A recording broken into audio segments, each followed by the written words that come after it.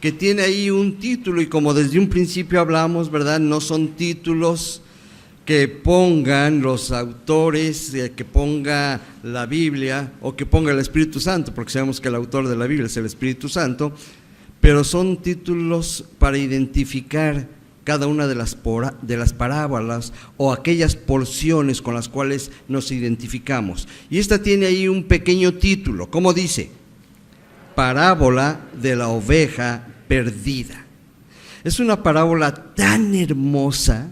Yo creo que las parábolas que hemos estado viendo estos domingos, no hay a cuál irle, todas hermosas, todas traen mensaje, todas traen palabras de aliento que nos confrontan en ocasiones, ¿verdad? Nos revela tal cual somos, pero sobre todo son parábolas que nos invitan a hacer cambios en nuestras vidas, tanto como iglesia, como cada uno en lo personal.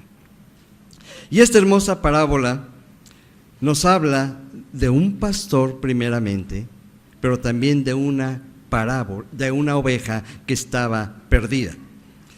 Yo creo, mis amados hermanos, sin lugar a dudas, que la personalidad de nuestro Señor Jesucristo era y es totalmente arrebatadora. ¿Por qué? Su carácter, su humildad, su mansedumbre eran como un imán para las personas. Por eso las multitudes lo seguían, por eso mucha gente iba tras él, porque él era auténtico, era transparente, y lo que mayormente, ¿verdad?, reflejaba era su carácter.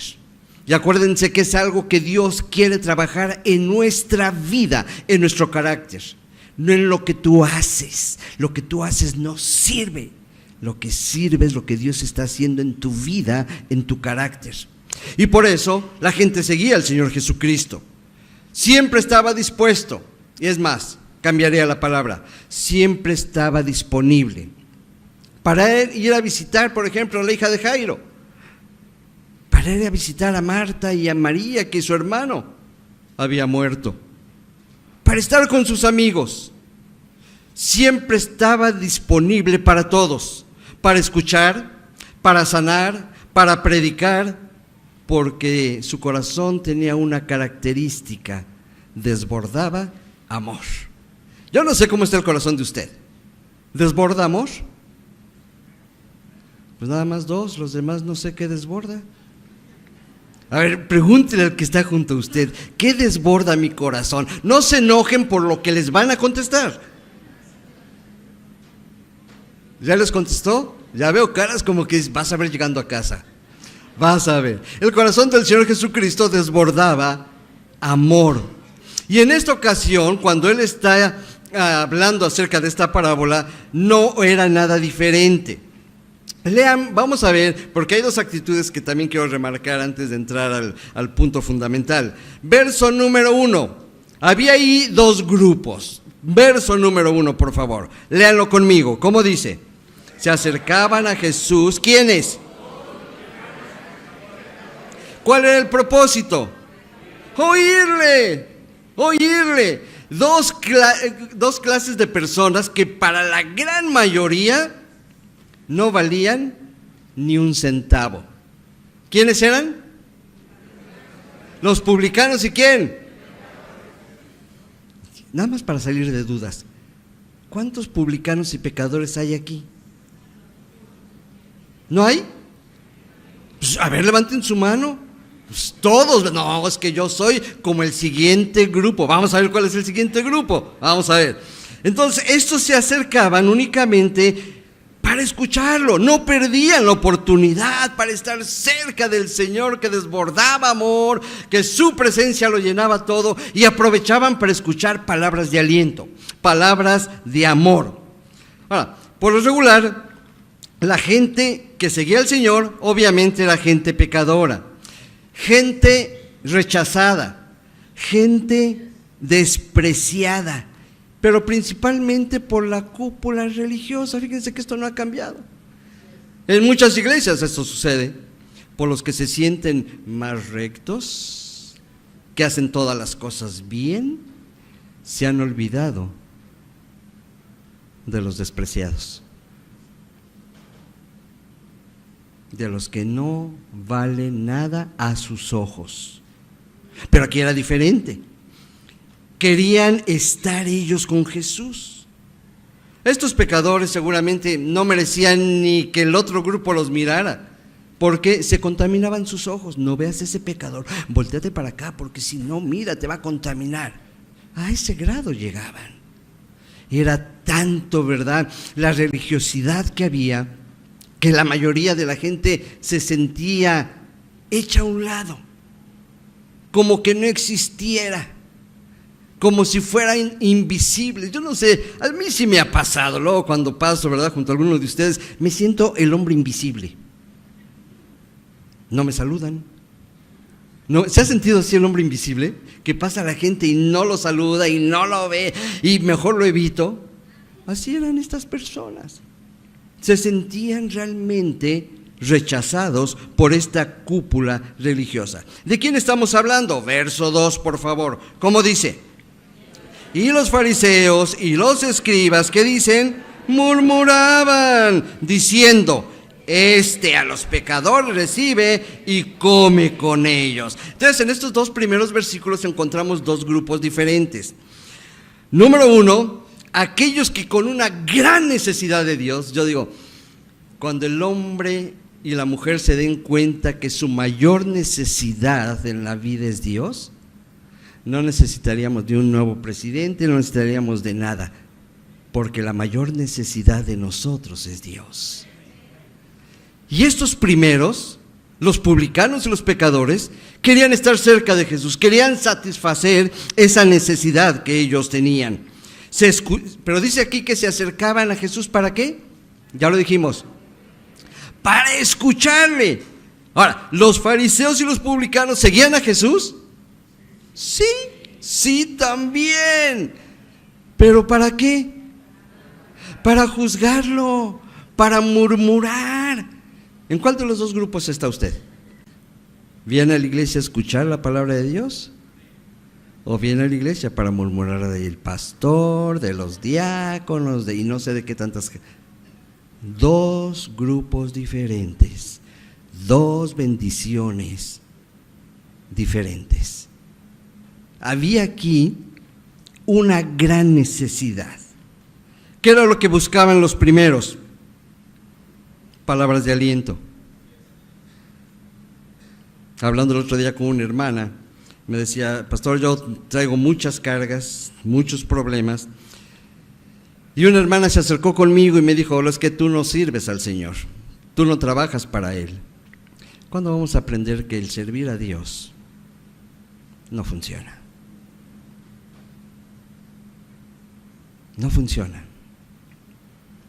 En la mañana estaba escuchando, quería sacar una ilustración y puse una predicación y llegó un momento en que el pastor dice: ¿por qué no le da usted un aplauso a Dios en este momento? Y toda la congregación. Yo he aprendido que Dios no quiere ni tu aplauso ni tu trabajo, quiere que le obedezcas. Eso es lo que Dios quiere, que le obedezcas. ¿De qué sirve hacer tantas cosas si mi corazón está lejos de Dios? Y el corazón de los fariseos y de los publicanos estaba totalmente lejos de Dios. ¿Con cuál nos identificamos? ¿Con los que tenían una gran necesidad de escuchar palabra de aliento, de ánimo, o con el otro grupo? Las palabras del maestro fueron dirigidas a los primeros, a los pecadores, a los rechazados. Estaba leyendo un artículo y yo sé que muchas veces nosotros estamos en esa lucha, ¿verdad? Que el enemigo nada más viene a tres cosas: matar, robar y destruir. Y nos ha pasado en el grupo de varones. Por cierto, varones, seguimos reuniéndonos los lunes a las 7:30 y estamos ahí con unos temas hermosísimos, ¿verdad? Y yo le doy gracias a Dios porque hace poco me habló una esposita de ustedes, ¿verdad? Y me decía: pastor, gracias por lo que están haciendo con mi esposo. Y yo le dije: no somos nosotros, es Dios. ¿Qué es lo que Dios quiere? Hacer cambios en la vida, no nada más del varón, de la mujer. y de cada miembro de una familia. Quiere que experimentemos los cambios, que no nos aferremos a cosas que no funcionan o que funcionaron hace 200 años, pero que actualmente ya no funcionan. Aquí estos hombres, ¿qué necesitaban? Palabras de estímulo, consuelo, seguridad. Yo creo que en alguna ocasión todos lo vivimos, ¿verdad? Usted dejó de ir al templo 1 mes, 2 meses, 6 meses, y llegaba al templo y ¿qué le decía el que estaba en la puerta? ¿Qué le decía? ¡Qué milagro! Sigues haciendo lo que quieres, ¿verdad? Y el otro estaba sin trabajo, con la esposa enferma, no tenían que comer, y viene aquí a recibir aliento y es juzgado. Eso era lo que hacían los fariseos. Y aquí el Señor, ¿qué hacía?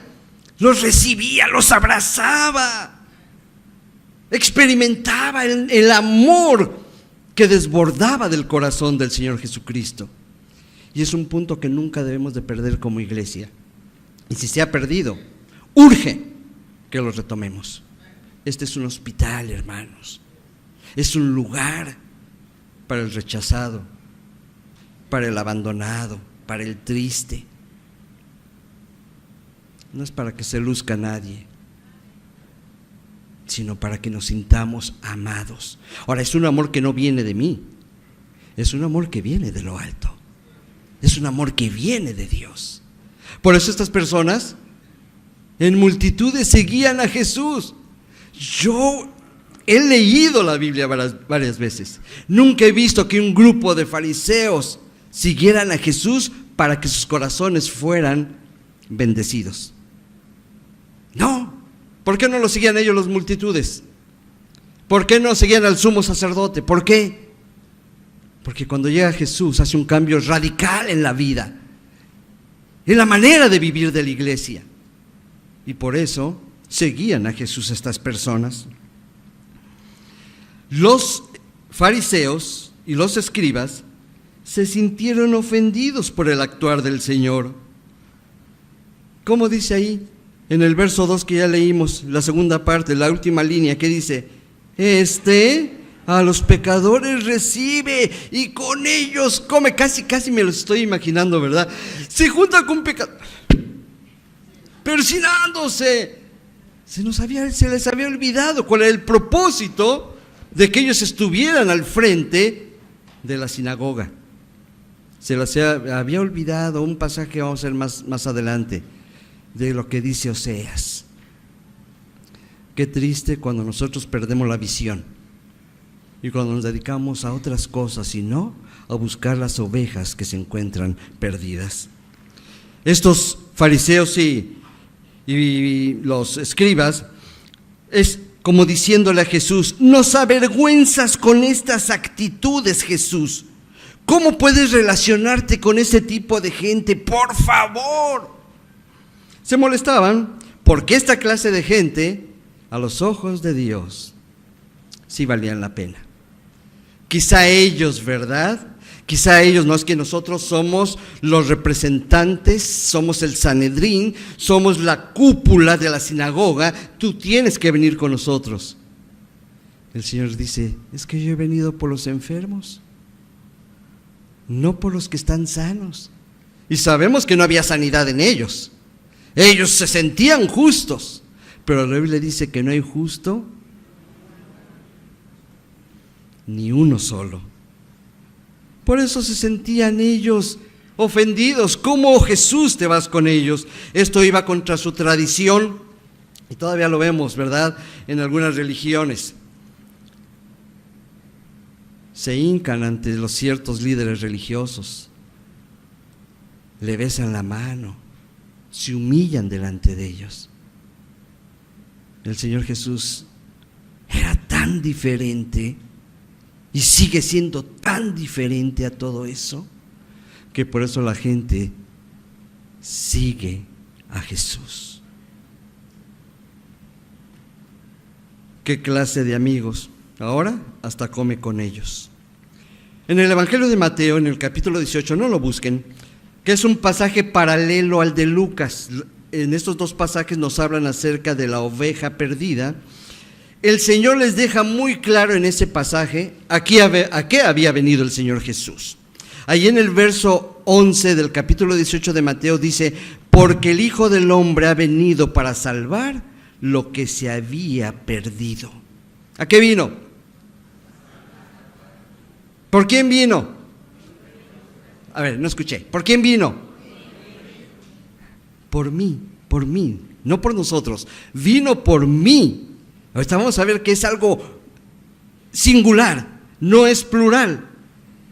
Dice: yo he venido a buscar y a salvar lo que se había perdido. Significa que el buen pastor, movido por su gran amor, vino a buscar a sus ovejas, pero también a cada una en particular. ¿Se desbordaba amor? Sí. Ahí en Mateo 9:36, es más, sí búsquelo. Quiero que lo leamos todos juntos. Mateo 9:36.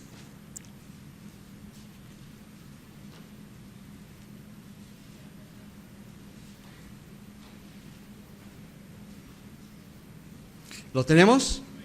Todos juntos, ¿cómo dice? Y al ver las multitudes, ¿qué dice? Tuvo compasión de ellas. ¿Por qué?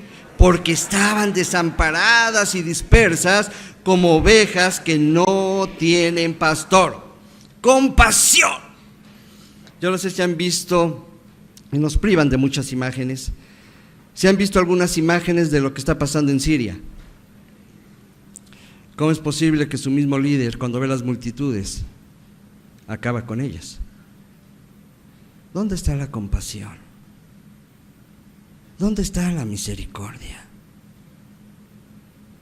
Dos características fundamentales de una iglesia que se dice cristiana. ¿Dónde están?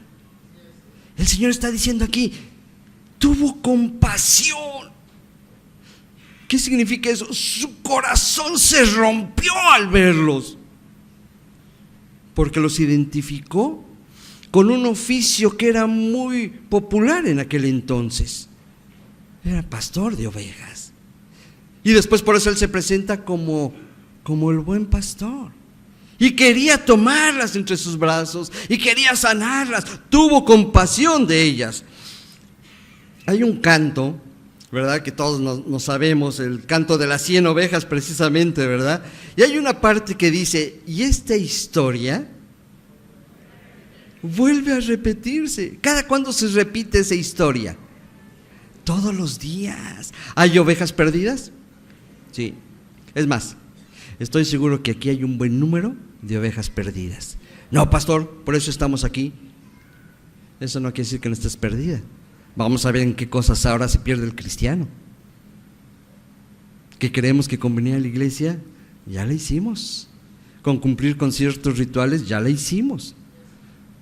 Pero en ocasiones estamos tan perdidos en tantas cosas.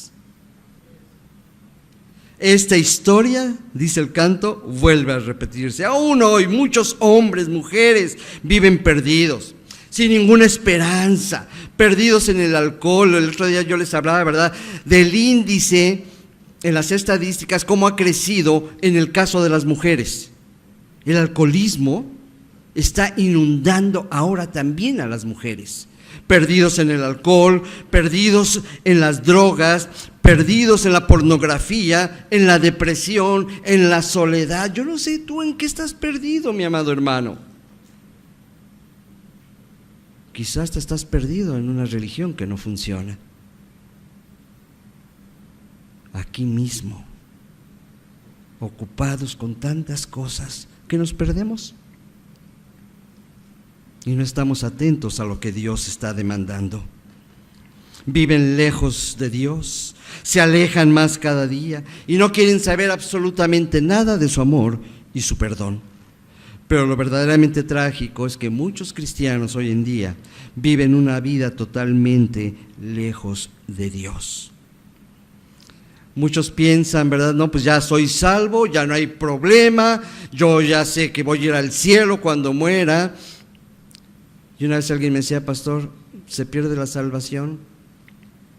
No, no se pierde. Pero eso no te da licencia para que hagas lo que tú quieras. Entonces el hermano que se fue y se perdió en el mundo, híjole, no se puede perder lo que no se tiene. Quizá muchos no son salvos. Pensamos, ¿verdad?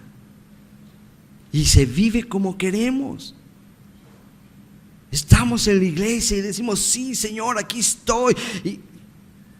Pero en la semana, ¿dónde estamos? ¿Qué hacemos? ¿Con quién nos relacionamos? ¿A qué lugares asistimos? ¿Cuáles son nuestras pláticas? El martes ahí, siempre platico con mi hermosa esposa, pero el martes me hizo ver varias cosas, ¿verdad? Y entre ellas, ¿cuántas pláticas aún entre los mismos cristianos son pláticas inútiles? Quizá de murmuración, quizá de eventos del mundo, quizá. Y Pablo dice, todas estas cosas ni siquiera debe de mencionarse entre los hijos de Dios. Ni siquiera. Y no que seamos mejores, no. Quizás somos peores, pero somos redimidos por la sangre de Cristo. Y Él es el que hace los cambios en nuestras vidas. Muchos andan como esa oveja que decide irse lejos. Ahora, cuando se iba una oveja, ¿había peligros? Muchos peligros. ¿Había lobos? Sí. ¿Leones? ¿Osos? ¿Alguna vez usted ha peleado con un oso? No estoy hablando de su esposo, estoy hablando realmente de un oso. Yo recuerdo que ahí sobre Insurgentes, allá en la Ciudad de México, había una compañía, y yo no sé quién alguna vez pasó por ahí, por Insurgentes Centro, y en la entrada había un oso disecado, un oso polar, ¿te acuerdas, mi amor? Bueno, honestamente yo a todos los veo grandes, no sé por qué, pero yo a todos los veo grandes, pero ese oso casi llegaba, porque lo tenían aparte, lo tenían así. Recuerdo un oso hermoso, blanco, estaba así. Cuando yo me paré junto a él, pensé que era la Torre Latinoamericana. Nada más lo hice así. No me caí porque mi esposa estaba atrás. Pelear con un oso. Y aún a sabiendas de esto, muchos cristianos dejan el redil y se van. Es total. Como dice ahí la primera carta a los filisteos, ¿qué tanto es tantito? Unas vacaciones espirituales, pastor. Me voy a ir de vacaciones, ¿verdad? A Mazatlán, y pues están ahí, el ambiente está muy bueno, pero mire, regresando, me pongo a cuentas con Dios, y yo digo, ¿y quién te garantiza que vas a regresar? ¿Quién te garantiza?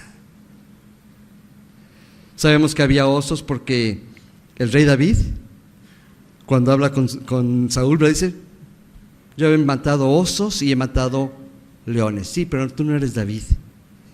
Y cuando te sales del redil, hay tantos peligros.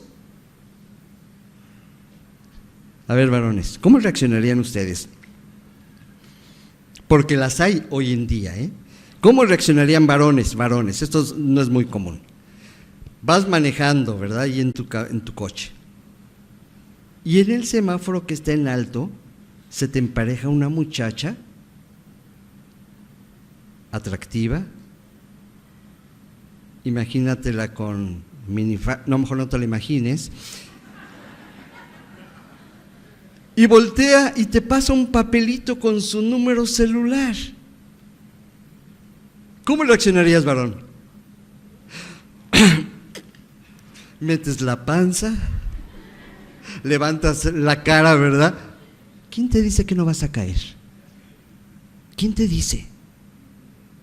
Estoy tomando mi segundo aire, tómalo. Pero el ventarrón te va a tirar y va a destruir tu familia. Los peligros fuera del redil son incontables. No sabemos qué tantas cosas hay allá afuera que nos hacen caer. Así nosotros, estas ovejas, son indefensas. Dicen que son de vista corta, son torpes y siempre tienen miedo. Vista corta, torpes y temerosas. ¿Saben de quién está hablando aquí? De mí. No sé de ti, pero todos lo hemos experimentado. Cuando abandonamos el redil, somos cortos de vista, torpes y temerosos. Estas ovejas podían caer en las garras de cualquier depredador. Acababan con su vida en un abrir y cerrar de ojos. ¿Te identificas? Nosotros, como ovejas indefensas, cuando huimos del redil, nos hacemos daño nosotros mismos. No, las cosas van a cambiar. Qué bueno que me quité al pastor y me quité a la iglesia y sobre todo me quité a Dios. ¿Sabes quién es el primero que va a sufrir? Tú. Pero quiero ir un poquito más allá. ¿Vas a sufrir? Sí. Pero ¿sabes quién va a sufrir más? Tu familia. Los que te aman. ¿Cuántas veces no hemos escuchado: pastor, ore por mi hijo, está en drogas? ¿Y sabes quién sufre más? ¿Papá o mamá? ¿Sufres tú? Sí. ¿Sufre tu familia? Sí. Dañamos a quienes nos aman con nuestras malas decisiones, nuestras malas actitudes, nuestro mal carácter. En una ocasión, después de dar una conferencia en un CONALEP, acuérdense que siempre yo acababa, aunque no estaba permitido, pero yo acababa hablándoles de Dios a los muchachos. Y acababa la conferencia y se acercaban a mí y a mi esposa, que en ocasiones me acompañaba. Y un joven me dijo: yo voy a ser feliz el día que mi padre se muera. Y yo me quedé así, digo: ¿y por qué dices eso? Usted no sabe la clase de padre que tengo. Estamos fastidiados de él. Resultado de un alejamiento total de Dios. Nuestras decisiones, nuestras actitudes, nuestro carácter dañan a los que nos aman.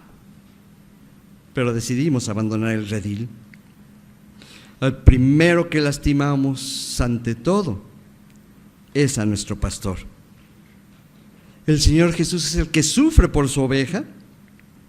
Sí sufres tú cuando vives lejos de Dios. De eso no cabe la menor duda. Pero el Señor Jesucristo le duele más cuando tú, con un portazo, te sales del redil y le das la espalda. Tanto los fariseos como los escribas no habían entendido esto, por eso las críticas. ¿Por qué se junta con ellos? Y no nada más se junta, sino que come con ellos. ¿De qué se trata esto? Estaban tan ocupados por cumplir la ley, sus estatutos, que se habían olvidado de una de las más grandes características de la iglesia, y yo digo que uno de los más hermosos atributos de Dios, que es la misericordia. Estaban tan ocupados con sus actividades en la sinagoga que se olvidaron de la misericordia. ¿Eran estudiosos de la ley? Sí. ¿Eran estudiosos de los profetas? Sí. Pero se les había olvidado Oseas 6:6, donde dice el Señor: porque misericordia quiero y no sacrificio, y conocimiento de Dios más que holocaustos. No permitamos que esto se vuelva común dentro de nuestra iglesia, porque el pueblo cristiano no se identifica por eso, por despreciar a los demás, de ninguna manera, sino de arroparlos, de abrazarlos. Bienvenido. Sí, hermano, pero mire, es que yo caí. No me digas a mí, dile a Dios, pero eres bienvenido aquí. Queremos recibirte. Es más, aún gente que no conoce a Dios luego tiene mejores actitudes que nosotros. La caravana de los indocumentados que llegaron a la frontera, yo quedé asombrado. La gente los esperó con banquetes, la gente los esperó con ropa. Y tú y yo aquí peleando, despreciándonos entre nosotros mismos, cuando una característica de la iglesia es la misericordia. No lo entendieron los fariseos, no lo entendieron los escribas. Muchas iglesias ahora tienden a desaparecer por la falta de misericordia. Muchos dentro de estas congregaciones desprecian o empequeñecen a los demás, tratándolos rudamente o con indiferencia. Es que yo tengo un trabajo mejor que el tuyo, yo vivo en una colonia mejor que la tuya, el coche que tengo es mejor. Y sobre todo, soy temeroso de Dios. Por favor, ¿de qué me estás hablando? El ser temeroso de Dios da evidencias, y la primera evidencia es el amor, la misericordia, y no el murmurar, no el hablar de los demás. Si algo molestaba a nuestro Señor, eran estas actitudes de los fariseos. Por eso vemos, no en una, en varias ocasiones, cómo arremetía contra los fariseos, contra los publicanos. Fíjense que hay algo que me llama poderosamente mi atención. Al principio del ministerio del Señor Jesucristo, nosotros vemos que, por ejemplo, fue a las bodas de Canaán, que fue a los pobres, que fue con los enfermos, pero sobre todo, ¿saben a dónde fue en primer lugar? ¿A dónde? A ver, quisiera escucharlos. ¿A dónde? A la sinagoga. ¿Por qué? Porque se supone que ahí era un lugar de restauración. ¿Y se acuerdan cuando llega y lee ahí Lucas capítulo 4? Todos se quedan asustados. ¿Por qué a la sinagoga? Yo dudo mucho que si hoy viniera el Señor Jesús, viniera a las iglesias. ¿Sabes a dónde iría? Tal vez iría a la Alianza. O tal vez iría ahí a donde van mis amados hermanos varones los lunes, a este centro de rehabilitación para drogadictos. Porque no se nos olvide que Él vino a buscar y a salvar lo que se había perdido. Esa es la visión de la iglesia. Esa debe ser mi visión entonces. Porque aunque no sea la visión de la iglesia, es la visión que Jesús me muestra, la que Él me enseña. Quería dejar muy claro a los líderes religiosos cuál era el propósito de su nacimiento, del haber estado en ese tiempo ahí. Y Lucas ahí menciona específicamente a qué vino. Lucas 4, vamos a ver. Lucas 4, ya estamos a punto de terminar. Lucas 4, versos 18 y 19. Vamos a ver a qué vino el Señor Jesús. ¿Ya lo tiene? ¿Sí? Todavía se oyen algunas hojitas ahí cambiando. ¿Listos? Dice, el Espíritu del Señor, ¿qué dice? Está sobre mí, por cuanto me ha ungido, ¿para qué? A los pobres. Me ha enviado, ¿a qué? ¿A qué más? A pregonar libertad a los cautivos y vista a los ciegos, a poner en libertad a los oprimidos, a predicar el año agradable del Señor. ¿Vino a juzgar? ¿Vino a murmurar? ¿A qué vino? ¿Por quién vino, mi amado? Nada más, nada más. Yo recuerdo que hace algunos meses, ¿verdad?, yo leí este versículo y yo les decía, ¿hay aquí alguien que sea pobre? Y algunos se paró, ¿verdad? ¿Hay alguien aquí que esté quebrantado, que sea cautivo y que esté ciego? Y cuando se identificaron y entendieron el versículo, pasaron aquí al frente y oraron. ¿Por qué? Porque tenemos necesidad del pastor. Tenemos necesidad de un abrazo de nuestro pastor. Me ha enviado a eso. No estableció, ¿verdad?, ahí en la sinagoga un lugar para hacer juicio. No. Él no vino a juzgar. Él vino a buscar y a salvar lo que se había perdido. Esta porción tan hermosa que acabamos de leer, es lo que separa, y escuche muy bien esto, es lo que separa al cristianismo evangélico. ¿Y por qué digo cristianismo evangélico? Porque hoy hay tantos grupos que se dicen cristianos, pero cuando usted ve lo que hacen a la luz de la palabra de Dios, dice, nada que ver con el cristianismo. Esto de venir a buscar y a salvar lo que se había perdido, es lo que hace la gran diferencia entre el cristianismo evangélico y todas las demás religiones del mundo. ¡Todas! ¿Por qué? Porque el 99, si no es que el 100% de las religiones se basa en hacer rituales, en hacer cosas. ¿Para qué? Para hallar a Dios. Y el evangelio cristiano es el único que nos enseña que el que me vino a hallar es Dios. Por eso usted nunca diga, por fin encontré a Dios. No, usted nunca lo buscó. Nunca lo buscó. Porque dice la Biblia que no hay uno que busque a Dios. Cuando la gente va a estas religiones, se siente insatisfecha. Entonces caen en una religiosidad, pues cumplo, porque mi familia va, pero no ha experimentado la vida abundante que Jesús ofrece. No ha experimentado su paz, su gozo, no ha experimentado simplemente un abrazo de Dios. Nosotros no lo buscamos a Él. Dios fue quien nos buscó, nos encontró. Yo estaba perdido, tú estabas perdido, amado. Dios no estaba perdido. Los perdidos éramos tú y yo. Lean a ver, vamos a ver, para que dicen, no, es que yo desde chiquito me acuerdo, he escuchado, desde chiquito, pastor, yo siempre busqué a Dios. ¿Sí? Déjame ver qué dice la Biblia. Romanos 3.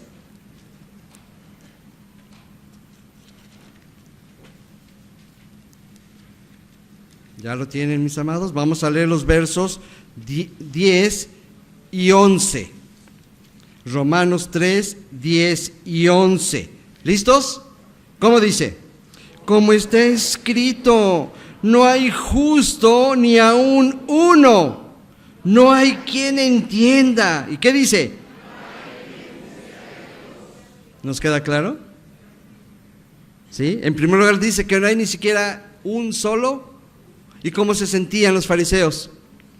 Híjole, ¿se acuerdan de hace poco que predicamos acerca del fariseo?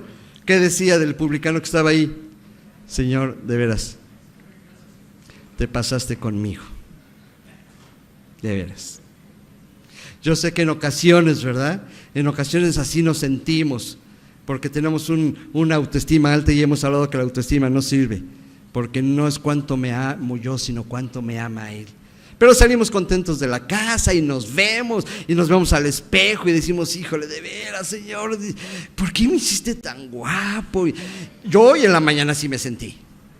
Pasé por el espejo y dije, híjole. Bueno, hasta mi perro quedó impresionado. Pasé con él y me hace, guau. No es lo que yo sienta, no es lo que yo sea. Es lo que Dios hace en la vida de sus ovejas.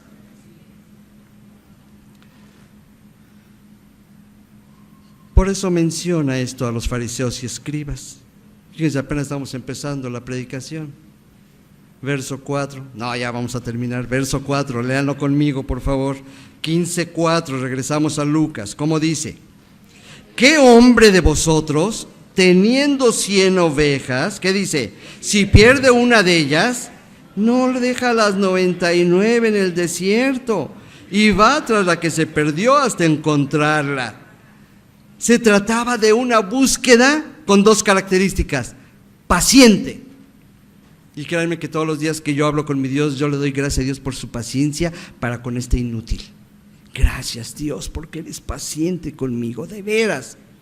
Gracias, yo sé que estás trabajando en mi vida, pero te doy gracias por su paciencia. Dios tuvo paciencia de cada uno de nosotros, pero también fue una amorosa búsqueda. Yo no sé si alguna vez se les ha perdido algún hijo por minutos. Levanten la mano a los que se les ha perdido un hijo por minutos. ¿Qué se siente?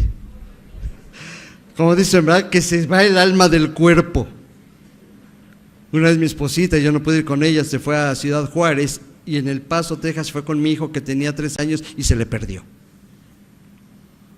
Yo en México, confiado en que ella lo estaba cuidando. Y dice que le preocupaban 2 cosas. Una, encontrar al hijo. Y la segunda, ¿qué le voy a decir a mi esposo? ¿Qué va a pasar? Y dice que estaba desesperada y andaba buscando. Ya ven que luego se esconden entre la ropa ahí de los centros comerciales, ¿verdad? Y ahí están sentados comiéndose una paleta y no sé qué tanto. Por eso cuando veo que en nuestro México hay ya más de 25,000 desaparecidos, yo digo, ¿qué estarán experimentando esos padres? Gracias a Dios que, si no todos, la gran mayoría de los que estamos aquí nunca lo hemos experimentado. Pero Dios sí. Dios sí. Cuando abandonas el redil, cuando empiezas a tomar tus propias decisiones y haces a un lado a Dios de tu vida.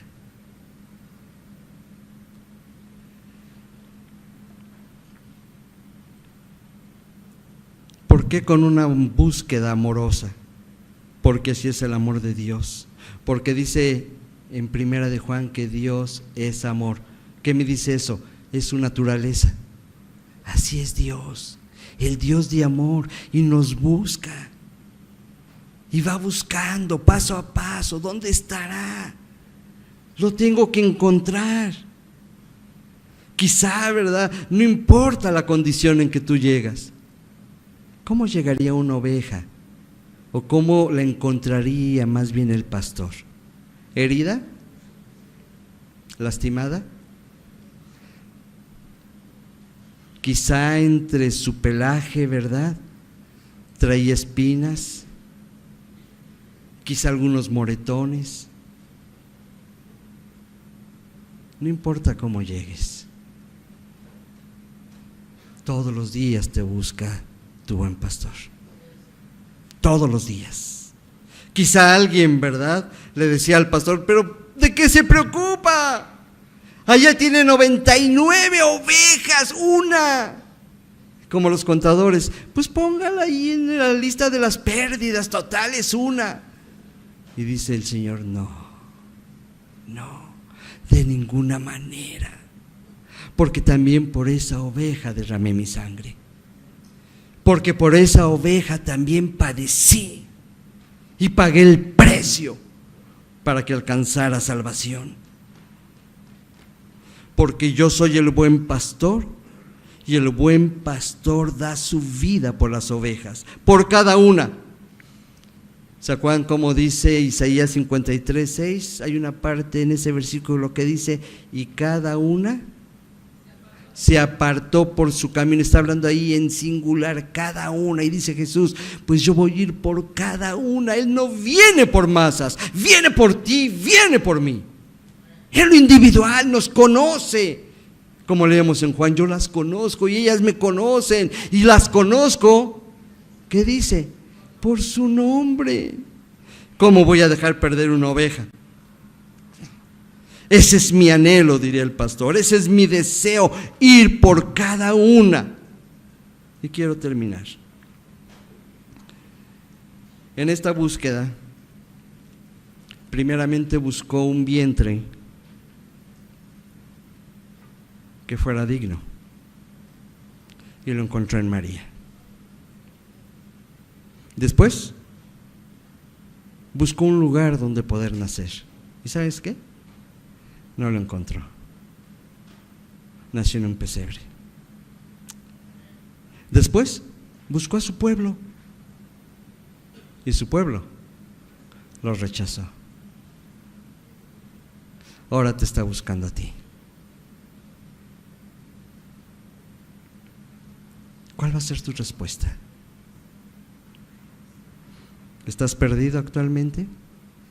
Quizá no estés perdido en las drogas, en el alcoholismo, pero quizá estás perdido o perdida en la amargura, en la soledad, en la tristeza. Tu familia está disfuncional, está perdida.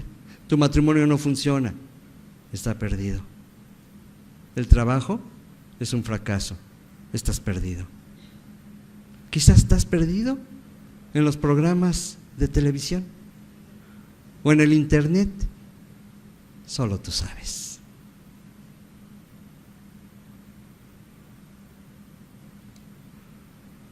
Lean por favor conmigo los versos 5, del 5 al 7 para concluir. Dice: y cuando la encuentra, la pone sobre sus hombros gozoso, y al llegar a casa reúne a sus amigos y vecinos diciéndoles: gozaos conmigo, porque he encontrado mi oveja que se había perdido. Os digo que así habrá más gozo en el cielo por un pecador que se arrepiente que por 99 juntos que no necesitan de arrepentimiento. Muchas veces he escuchado que cuando la gente se aleja de Dios pasa por diversas pruebas. No entiendo por qué me está pasando esto. No sé por qué todavía tengo dolor. No sé por qué las cosas no funcionan. Déjame explicarte algo. Cuando una oveja era rescatada y la metían al redil, estaba segura. Pero había ovejas que se volvían a salir y se volvían a ir. ¿Saben a qué llegaban los pastores en ese entonces? Iban nuevamente por ella, la limpiaban, la sanaban, la curaban, y después de curarla, ¿saben qué hacían? Le rompían las patas. Qué cruel. No, por amor. Y muchas veces no entendemos que Dios permite ciertas cosas en nuestra vida por amor. ¿Por qué me quedé sin trabajo? Porque Dios tiene algo mejor para ti. Esta semana un amado hermano vino a la oficina. Hace 2 semanas lo tuve en mi oficina y no sé por qué me despidieron y no sé qué. Y esta semana que estuvo ahí conmigo dice: tengo un trabajo y mucho mejor. Hoy puedes venir como dice Pedro, al príncipe de los pastores. Pero es tu decisión. Y quiero hacer 2 invitaciones en esta mañana. No importa en qué condiciones vengas a Jesús, ven. Hay mucho todavía que ver de este pasaje, pero únicamente yo quiero mencionar esto. El versículo 5 dice: y cuando la encuentra, ¿qué dice? La pone sobre sus hombros gozoso. Sobre esos mismos hombros que un día cargaron la cruz. Ahora te pone a ti. ¿Había gozo? Hay gozo. Pongan atención, encontré la oveja, hagamos fiesta. Y el cielo dice amén. Pero también me ha quedado claro que muchas veces esa fiesta no es por ti, es por Jesús, quien murió en una cruz, por ti y por mí. ¿Cuál va a ser tu respuesta? Cuando tú vengas, no va a ser como tu papá terrenal: te lo dije, ¿dónde andabas? Mira cómo vienes, me mato lavando la ropa, vienes todo sucio. Jesús nunca te va a reclamar nada. ¿Se acuerdan de la parábola del padre y el hijo que huyó también de casa? ¿Le recriminó algo? Mira cómo me tienes en un mar de llanto, no he dormido por tu culpa. No, Jesús te abraza y te carga y te dice: estás en brazos de papá. ¿Cómo vas a venir hoy a Jesús? Cierra tus ojos. Si usted nunca ha tenido un encuentro con Jesús, hoy es un excelente día para hacerlo.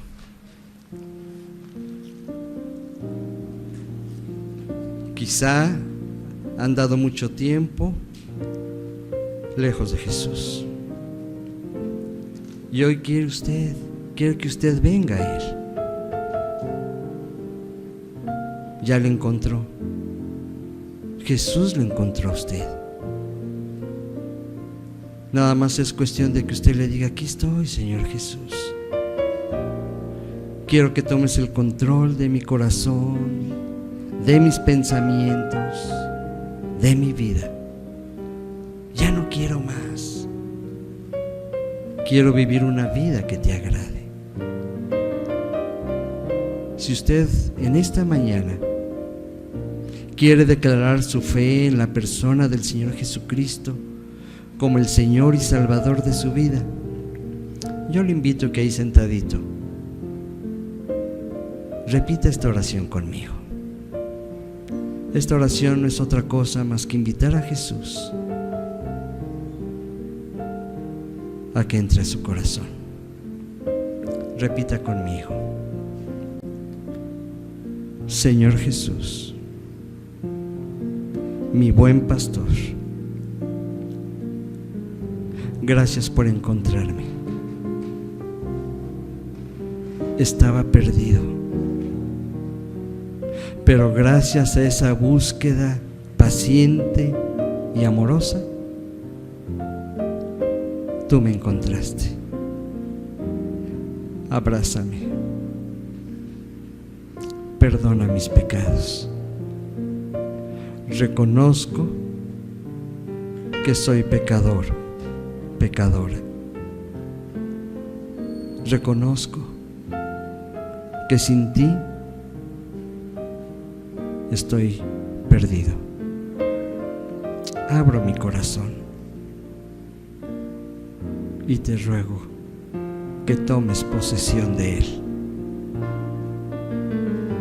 Límpiame, sana mis heridas y cárgame sobre tus hombros. Te lo ruego en el nombre de Cristo Jesús.